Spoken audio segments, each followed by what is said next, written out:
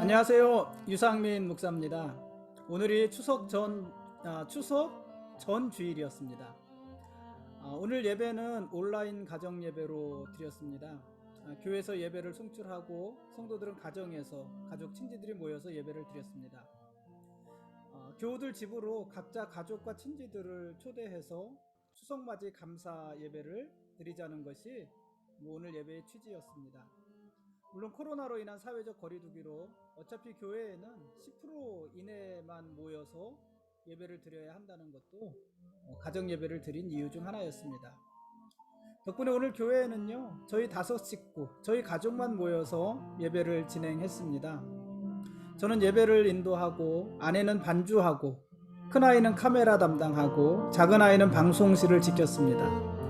그리고 어머니는 회중석에 앉아서 열심히 예배에 반응해 주셨습니다.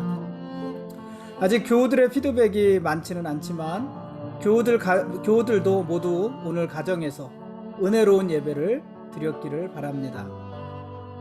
오늘 예배 후에는요, 교회 근처 식당에 가서 밥을 먹었는데 식당에는 정말 사람이 가득했습니다. 오늘 교회는 텅 비었었잖아요. 근데 식당에는 사람이 가득한 것을 보니까는 기분이 썩 유쾌하지는 않았습니다. 1층은 만석이었고요. 2층도 빈자리가 없었습니다. 바빠서 그랬겠지만은 서비스도 엉망이고 전혀 친절하지도 않았습니다. 생각 같아서는 다른 곳으로 가고 싶었지만은 그것은 또 더 번거로울 것 같아서 그냥 그 자리에서 밥을 먹었습니다. 다행히 음식은요, 맛이 괜찮았습니다. 그럼 된 거죠. 오늘 밥값은 제 아이들이 반반 나누어서 부담을 했습니다. 재난지원금으로 나온 것으로 한턱을 낸다고 했습니다. 어쩌면 그래서 밥맛이 더 좋았던 것인지도 모르겠습니다. 밥 먹고 식구들은 각자 헤어졌고 저는 지금 이렇게 교회에 있습니다. 모이기도 하고 흩어지기도 하고 흩어졌다가는 다시 모이고, 그게 가족이고 또 그게 교회인 것 같습니다. 예전에 우리가 자주 애용하던 구호처럼 모이면 기도하고 흩어지면 전도하자. 그렇게 모여서 할 일이 있고 또 흩어져서 할 일이 있는 것 아니겠습니까? 흩어지는 것이 아쉽다고 모여만 있자는 것도 우습고, 모여봤자 별것도 없더라, 대단한 것도 없더라, 그러니 흩어져만 있자는 것도 옳지 않습니다. 모여서도 흩어져서도 우리는 한 생명이고 한 지체고 거룩한 교회이기 때문입니다. 그리고 우리는 가족입니다. 그래서 오늘 각자 가정에서 드린 예배도 소중하고, 또 온라인을 통해서 우리가 한 예배를 드린 것, 그 온라인 예배, 그렇게 드린 온라인 예배도 소중한 것입니다. 아무튼 오늘 예배는요, 저는 개인적으로 긴장이 아주 많이 됐던 예배였는데 그래도 은혜로운 시간이었던 것 같습니다. 오늘 말씀 보시겠습니다.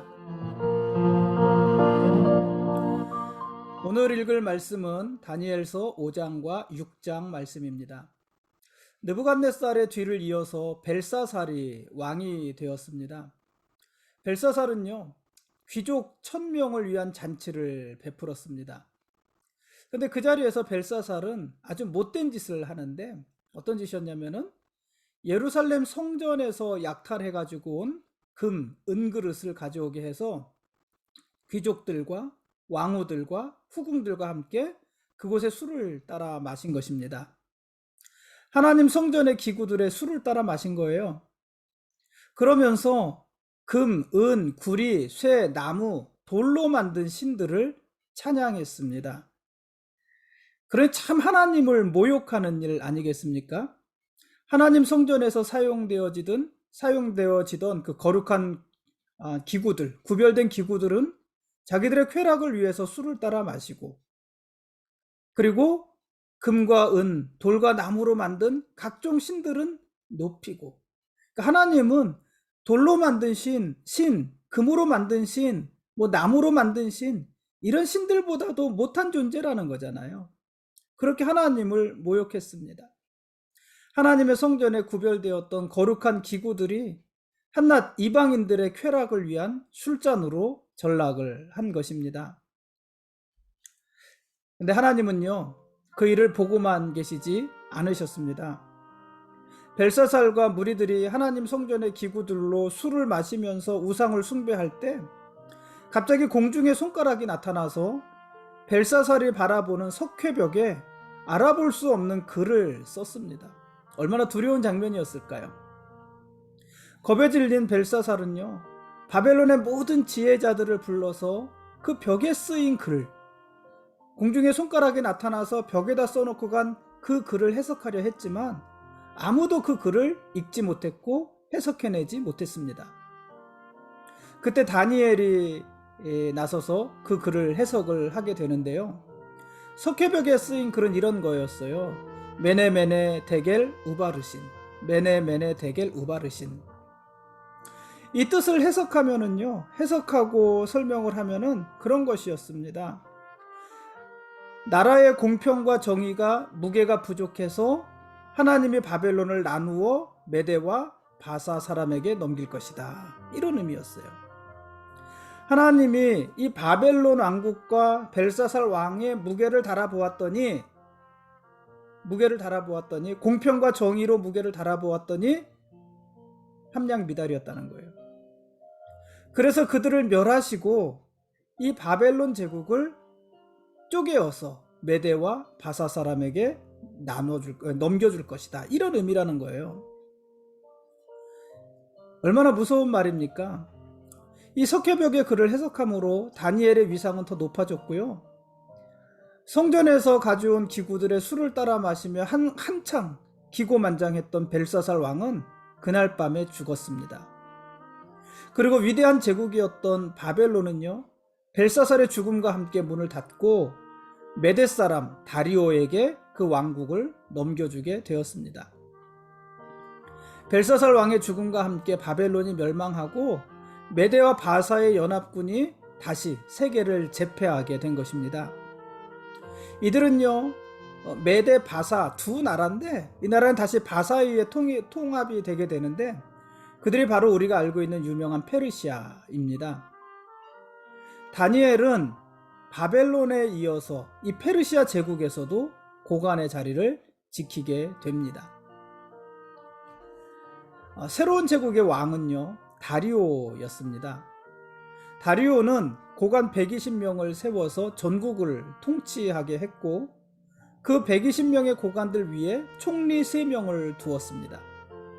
근데 다니엘은 그 3명의 총리 중 하나였고 그 중에서도 다른 총리와 고관들보다도 더 뛰어난 사람이었습니다. 근데 다니엘은 이방인이잖아요. 물론 지금 왕국이 바뀌기는 했지만은 어쨌든 다니엘은 메데파사 사람이 아니잖아요. 또 바벨론 사람도 아니잖아요. 그런데 가장 높은 지위에 올라간 것입니다. 그러니 당연히 그 나라의 사람들은 다니엘을 시기하고 질투하지 않았겠습니까? 그래서 다니엘을 시기한 고관들이 다니엘을 무고하기 위한 금령을 하나 만듭니다. 그 내용은 뭐냐면 이제부터 30일 동안에는 누구든지 왕 외에 어떤 신이나 사람에게 무엇을 구하면 사자굴에 던져넣기로 한다 하는 것이었습니다. 이 금령은요, 왕의 조서에 도장을 찍고 그리고 메대와 바사 전 지역에 고지가 되었습니다. 이 금령은 변할 수 없는 것이 된 거예요. 앞으로 30일 동안 오직 다리오 왕에게만 구해야 된다는 것이에요. 왕이 아니라 다른 신이나 다른 사람에게 무엇을 구하는 사람이 있으면 그는 사자굴에 던져서 죽인다 하는 그런 금령이었습니다. 그들이 이런 금령을 공포한 것은 항상 하나님께 기도하는 다니엘을 모함하기 위함이었습니다. 다니엘이 그 법을 어기게 하기 위해서 금령을 만든 것이었습니다. 이들의 기대대로 다니엘은 왕의 조서에도 불구하고 하나님께 기도하기를 쉬지 않았습니다. 타협하지 않았습니다. 다니엘은 왕의 도장이 찍힌 그 조서에 왕의 도장이 찍힌 것을 알면서도 자기 집에 돌아가서는 윗방에 올라가 예루살렘으로 향한 창문을 열고 전에 하던 대로 하루에 3번씩 무릎을 꿇고 기도하며 그의 하나님께 감사했다. 이렇게 6장 10절은 기록을 합니다. 결국 다니엘은요, 이 일로 인해서 다리오 왕에게 고발이 되고 조서에 적힌 대로 사자굴에 던져지게 됩니다. 그러나 하나님은 사자굴에서 다니엘을 지켜주셨고 다니엘을 무고하던 사람들이 오히려 그 처자식들과 함께 사자굴에 던져서 죽게 되었습니다. 이 일로 인해서 다리오는요, 다니엘이 하나님을 찬양했고요, 다니엘은 그 위상이 더 높아져서 다리오에 이어서 고레스 왕에 이를 때까지 형통함을 누리는 삶을 살게 되었습니다.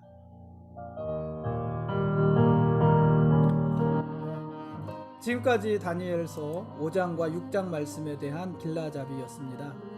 내일 읽을 말씀은 다니엘서 7장부터 9장까지 말씀입니다. 바사제국의 고관들은 다니엘을 고발할 근거를 찾으려고 했습니다. 그러나 그들은 다니엘에게서 아무런 허물도 찾지 못했습니다. 왜냐하면 다니엘서 6장 4절에 보면은 다니엘은 항상 충성되고 아무 그릇됨도 없고 아무 허물도 없었기 때문이다, 이렇게 기록을 했어요. 다니엘은 자기가 맡은 일에 항상 충성됐고 그릇됨도 없었고 허물도 없었다 하는 것입니다. 대제국의 가장 높은 자리에 있으면서도 이렇게 흠잡을 것이 없이 살기는 정말 쉽지 않았을 것입니다. 자기의 권세로 위세를 부리지도 않았고 그 권세를 지키기 위해서 어떤 부정한 일을 하고 불법적인 일을 행하지도 않았다는 것이에요. 여러분, 털어서 먼지 안 나는 사람 없다고 그러잖아요. 흔히 우리의 연약함에 대해서 변명할 때 우리 스스로 하는 말이기도 하고 다른 누군가를 책잡으려고 할 때 우리가 사용하는 말이기도 합니다. 털어서 먼지 안 나는 사람이 어디 있겠습니까? 다니엘은요, 털어서 먼지 안 나는 사람이었던 것입니다. 다니엘은 항상 기도하는 사람이었습니다. 다니엘은 기도하면 죽는다는 것을 알면서도 기도를 중단하지 않은 사람이었습니다. 그만큼 기도하는 사람이었습니다. 다니엘은 자기가 기도하는 모습을 숨기지도 않았습니다. 다니엘은 지금껏 하던 대로 하루에 3번씩 무릎을 꿇고 하나님께 감사했습니다. 그 정도로 기도의 사람이었습니다. 그러나 다니엘은요, 우리가 소위 말하는 광적인 신자는 아니었습니다. 광신도는 아니었습니다. 다니엘은 기도만 하는 사람도 아니었습니다. 다니엘은 기도할 뿐 아니라 자기가 맡은 일에도 충성된 사람이었고 도덕과 윤리에 있어서도 흠잡을 것이 없는 사람이었습니다. 그러니까 이 다니엘은요, 신앙의 사람이었고 또한 도덕적인 사람이었습니다. 다니엘은요, 하나님께 열심히 있는 사람이었고 자기가 맡은 세상 일에도 성실한 사람이었습니다. 다니엘은 흠잡을 것이 없는 종교인이었고요, 또 사회인이었습니다. 여러분, 신앙과 삶은요, 분리되어 있지 않습니다. 우리의 믿음은 항상 삶을 통해서 증명이 되어야 합니다. 유대에 외식하는 사람들 중에는요, 아버지나 어머니께 드려야 할 것을 하나님께 드렸다고 하면서 아버지나 어머니에게는 소홀한 사람들이 있었습니다. 내가 이것으로 아버지와 어머니를 공경하는 것이 마땅한데 그것을 하나님께 드렸다는 것이에요. 그러니 아버지 어머니께 드릴 것은 없다는 것이에요. 이렇게 행동하는 사람들이 많이 있었습니다. 그것을 고르반이라고 하잖아요. 근데 예수님께서는요, 그들을 책망하셨어요. 야, 너희들이 하나님께 많이 드렸으니 잘했다, 칭찬하지 않으시고 부모에게 드리지 않는 그들을 책망하셨어요. 하나님께만 드린다고 하는 그들을 책망하셨어요. 사람을 대하는 예수님의 가르침은요, 항상 하나님께 하듯 사람에게 하라는 것 아니었습니까? 사람에게 하는 것을 하나님께 하듯 하라는 것입니다. 여러분, 오늘 열심히 기도하셨다면 기도한 만큼 성실한 삶을 살아가셔야 됩니다. 여러분 오늘 하나님께 헌금 많이 하셨습니까? 오늘 주일이었는데 헌금 많이 하셨습니까? 여러분 헌금을 많이 하셨다면은 우리들 주변에 어려운 사람들을 돌보는 일에도 그만큼 돈을 써야 합니다. 오늘 여러분이 하나님을 예배하기 위해서 최선을 다했다면 그만큼 여러분 가족을 향해서도 여러분의 마음을 다 드려야 됩니다.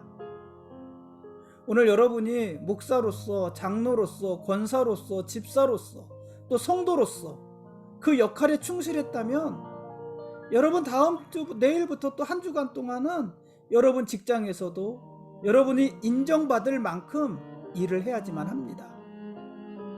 오늘 여러분의 믿음이 사람들의 칭찬을 받을 만했다면 여러분의 삶도 사람들에게 인정받을 수 있게 살아가야 됩니다. 그게 믿음입니다. 그 두 가지가 함께 이루어지는 것이 믿음입니다.